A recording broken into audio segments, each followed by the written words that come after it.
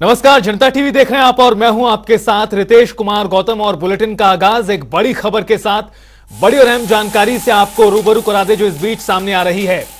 मुख्यमंत्री पुष्कर सिंह धामी मध्य प्रदेश पहुंचे हैं। खुरई में आयोजित विशाल जनसभा में उन्होंने शिरकत की है। एमपी की जनता ने फूल बरसाकर उनका स्वागत किया। बुलडोजर पर सवार होकर जनता ने किया है उत्तराखंड के मुख्यमंत्री पुष्कर सिंह धामी का मध्य प्रदेश पहुंचने पर स्वागत। और इस दौरान एमपी के सीएम शिवराज चौहान मौजूद रहे। आपको बता दें कि इस साल के अंत में मध्य प्रदेश में विधानसभा के चुनाव होंगे और उसके तहत पुष्कर सिंह धामी पहुंचे हैं चुनाव प्रचार करने के लिए। कई जनसभाओं को वो संबोधित करेंगे। तस्वीरें आपको दिखा रहे हैं किस तरह से रोड शो में शामिल हुए हैं मुख्यमंत्री पुष्कर सिंह धामी प्रदेश के मुख्यमंत्री शिवराज चौहान के साथ, और किस तरह से बुलडोजर के माध्यम से दरअसल फूल बरसाए गए हैं तमाम नेताओं के ऊपर, जिसमें आप तस्वीरों में देख सकते हैं दोनों ही राज्यों के मुख्यमंत्री दिखाई दे रहे हैं। मध्य प्रदेश में विधानसभा के चुनाव को लेकर उनका काफी महत्वपूर्ण दौरा है, जिसमें कई कार्यक्रमों में वो शिरकत करते नजर आएंगे। तो वहीं आज से देश भर में गणेशोत्सव का आगाज हो चुका है। इस अवसर पर प्रदेश भर में गणपति बप्पा मोरया के जयकारों के साथ मूर्ति स्थापना कर पूजा अर्चना की गई। तो वहीं मुख्यमंत्री पुष्कर सिंह धामी ने भी गणपति बप्पा की विधिवत पूजा अर्चना कर प्रदेशवासियों के सुख समृद्धि की कामना की। साथ ही उन्होंने प्रदेशवासियों को भी शुभकामनाएं दी। जी, आज से मैं लगातार 3 दिनों तक मध्य प्रदेश और राजस्थान में पार्टी द्वारा निर्धारित कार्यक्रमों में रहने वाला हूं। जहां मध्य प्रदेश के अंदर जन आशीर्वाद यात्रा निकल रही है, सागर, बीना, खुरई अनेक स्थानों पर उन यात्राओं में सहभागिता करूंगा।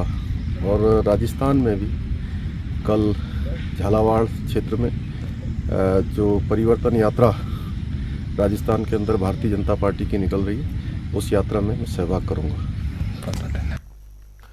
अगले महीने प्रधानमंत्री नरेंद्र मोदी पिथौरागढ़ का दौरा करेंगे। इस दौरान पीएम मोदी कई कार्यक्रमों में शामिल होंगे।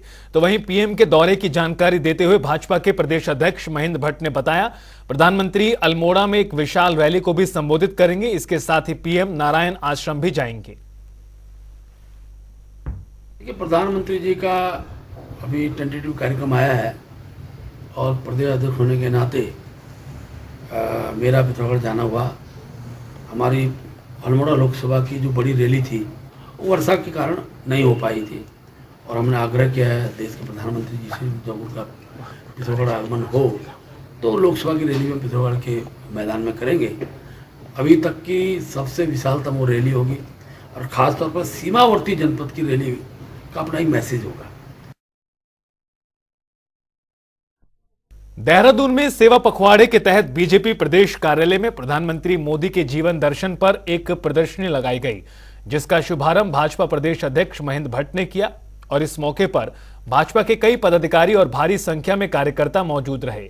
तो वहीं महेंद्र भट्ट ने कहा कि इससे कार्यकर्ताओं को भी प्रधानमंत्री नरेंद्र मोदी के जीवन के बारे में जानने का मौका मिलेगा।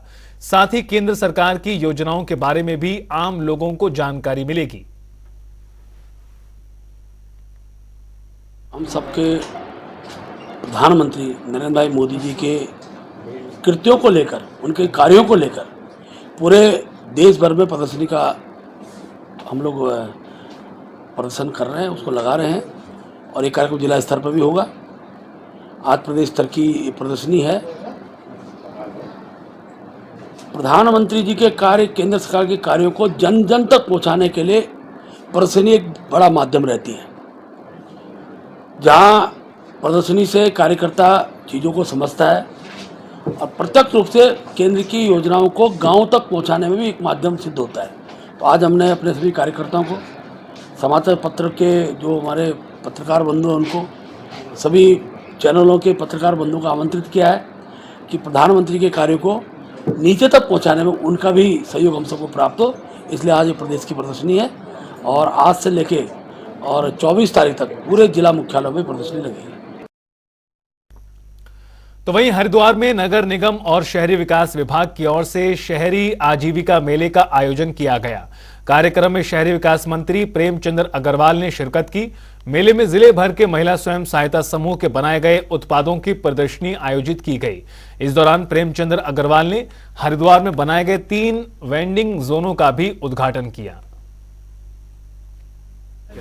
इस प्रकार से माननीय प्रधानमंत्री जी ने पूरे देश के अंदर जो एक निर्णय लिया था, उसके आधार पर उत्तराखंड की भी बहनें आज इस समूह से जुड़ रही हैं। हमारे पूरे प्रदेश के अंदर अनेकों बहनें आजीविका मिशन के माध्यम से लगातार रोजगार भी प्राप्त कर रही हैं और अनेकों जगह उनका सहयोग मिलने से निकायों को भी लाभ मिल रहा है। उसी प्रकार से हरिद्वार जनपद की तमाम बहनें आज आप देखिए, कई लोगों से, महिलाओं से बात हुई, उन्होंने कहा जी हमने पहली बार ये स्टॉल यहाँ पे लगाया, यानी कि उनको प्रोत्साहित करने का काम उन लोग कर रहे हैं। कैसे उनको उत्पाद जनता के सामने आए, उनको एक विपणन का एक माध्यम मिले, विपणन में जाने का उनको ये एक माध्यम भी है। और उन बहनों को जहाँ रोजगार मिलेगा, वहीं जो हमारी बहनों का जो एक हम लोग महिला सशक्तिकरण की बात कहते हैं, उस ओर बढ़ता हुआ कदम है। अंकिता भंडारी हत्याकांड को 1 साल पूरा हो चुका है, लेकिन अभी तक अंकिता को इंसाफ नहीं मिला। इसी को लेकर प्रदेश में कांग्रेस और राजनीतिक संगठनों ने अंकिता को इंसाफ दिलाने के लिए कैंडल मार्च निकाला और सरकार से वीआईपी के नाम का खुलासा करने की भी मांग की। हत्याकांड से पूरा प्रदेश और देश विदित है, लेकिन बड़ा शर्मनाक है कि साल बीत जाने के बाद भी सरकार ने अभी तक जो है उस वीआईपी का नाम नहीं बताया है, वीवीआईपी का, जिसकी वजह से ये सारा कांड हुआ।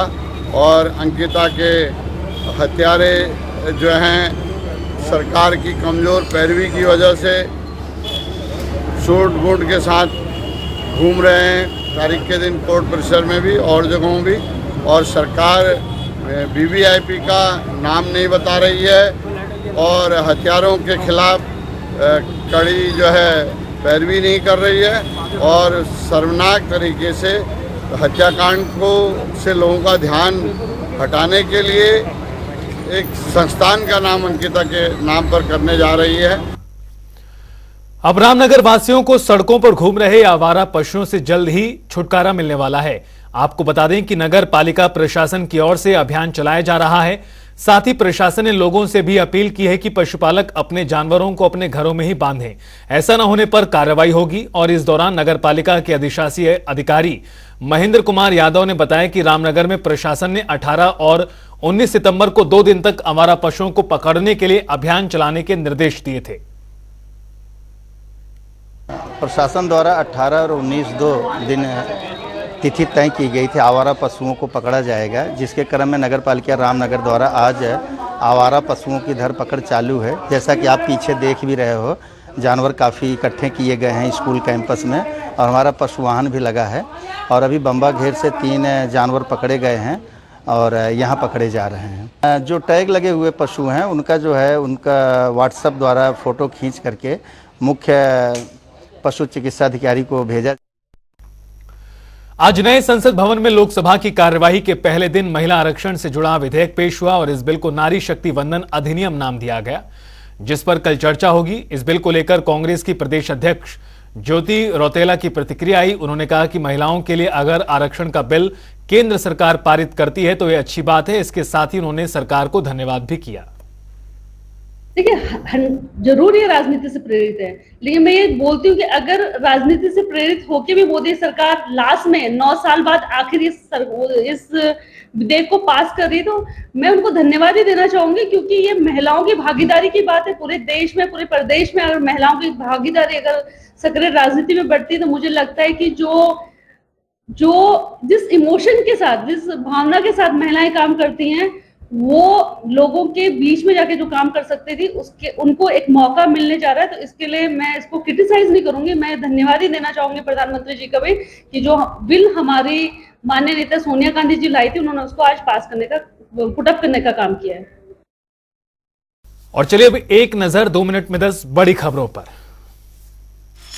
अगले महीने उत्तराखंड के दौरे पर रहेंगे प्रधानमंत्री। अल्मोड़ा में विशाल रैली को करेंगे संबोधित। बीजेपी प्रदेश अध्यक्ष ने दी जानकारी। नई संसद में पेश किया गया महिला आरक्षण बिल। मोदी कैबिनेट में कल मिली थी मंजूरी। देश भर की महिलाओं ने पीएम मोदी को धन्यवाद कहा। देहरादून में सेवा पखवाड़े के तहत बीजेपी कार्यालय में प्रदर्शनी, पीएम मोदी के जीवन दर्शन पर आधारित प्रदर्शनी। अंकिता भंडारी के हत्याकांड को 1 साल पूरा, इंसाफ न मिलने पर कांग्रेस ने निकाला कैंडल मार्च, कहा मामले में वीआईपी के नाम का होना चाहिए खुलासा। रुड़की के भगवानपुर पहुंचे संचिव ने गांव के विकास कार्यों का किया निरीक्षण, तालाब की सौंदर्यता को देखकर हुए प्रभावित, साफ सफाई, पेयजल, स्वास्थ्य आदि का जायजा लिया। हरिद्वार में पुलिस ने मानव तस्करी करने वाले गिरोह का किया भंडाफोड़, 2 नाबालिग को भी सकुशल बरामद किया, मामले में 5 आरोपी गिरफ्तार। हल्द्वानी में पुलिस ने फर्जी कंपनी बनाकर धोखाधड़ी करने वाले गिरोह का भंडाफोड़ किया, मामले में 2 आरोपियों को किया गिरफ्तार, कब्जे से 2 गाड़ी और सामान भी हुआ बरामद। देश में डेंगू के बढ़ रहे मामले, अब घरों से डेंगू का लार्वा मिलने पर लगेगा 1 लाख का सख्त जुर्माना। रामनगर में महिला प्रोफेसर को पुलिस ने किया सकुशल बरामद, संदिग्ध परिस्थिति में हुई थी लापता, जानकारी देने वाले शख्स को दिया गया इनाम। रुद्रपुर में जिला विकास प्राधिकरण का फर्जी नोटिस थमाकर हुई ठगी, पुलिस ने 2 आरोपियों को गिरफ्तार किया, पत्रकार बनकर दिया था ठगी को अंजाम।